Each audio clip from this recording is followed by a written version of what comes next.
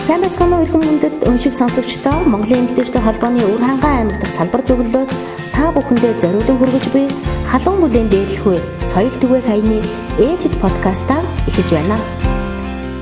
Сайн байцгаана уу эрхэм хүндэт уншигч сонсогчдоо. Гэгэн тунгалаг өдрийн мэндийг хүргэе. Халуун бүлээн дээдлэхүй сэдвийн дор Монгол ах уй соёлоос дээжлэн хүргэе. Монгол гэр бүлийн харилцааны өнөөгийн байдал, хөгжил, өөрчлөлт, цаашдын чиг хандлага, түүнд нөлөөлж буй хүчин зүйлсийн талаар олон суурь судалгаа хийгдэж байна. Үүнээс харахад нийгмийн хөгжлийн явцад Монгол гэр бүлийн эрхэмлэн сахиж ирсэн зарим ёс заншил ихэд алдагдан иржээ.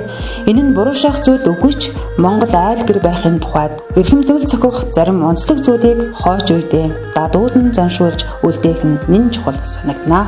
Монгол айлын халуун бүлдэг болж буй үйл явдалд хамааралгүй хүн гэж үгүй. Тиймдээч хөгшчүүд халаамаран гэж их ярьдаг байжтэй. Халаан бүрдсэн үед тэгнэ, ингэнэ гэх нь урлаг төрлөөн эрхэмлдэг Монгол айлын дүр төрх юм. Энэ л халуун ам бүлд хамгийн эрхэм хүн хүндлийн ухаан хулмар сургах арга барил явж байдаг. Эдүүгээ хоцрогдсон, орчин цагт нийцэхгүй, бүр хэтэрхий туйлширсан, өөр соёлын нөлөөнд орсон зэргээр бүдэршүүлдэж байгаа зарим зүйлийг ач тусгыг шинжин анзаарч сэргээн сахих хэрэгтэй юм шигэ. Тухайлбал гэрийн эцэд тэр дундаа эцэгтэй нар эртэж байж, цайс үний дээжийг мандаж буй нар ивэж буй их дэлхийдээ өргөн гэрийн эзэндээ дээжлэн барих ёс сайхан ёс байна. Энэ нь үр хүүхэдтэй хүн хүндлийн ачийг эрт босвол нэгийг харах, орой унтвал нэгийг сонсох ухаанд сургаж, их дэлхийг хамгаалах, улмаар эрхэмлэн нандинах их ормын гих зүйлийг суулгаж буй томоохон гэрийн сургууль юм а. Одоо цагт цай дээжлэн өргөх нь нэг хэсэгт нь мухар сүсэгтөдий байх, нөгөө хэсэгт нь хүний эрх, тэгшэрхийн тухай ойлголттой нь харшиж, бүр зарим нэгэнд нь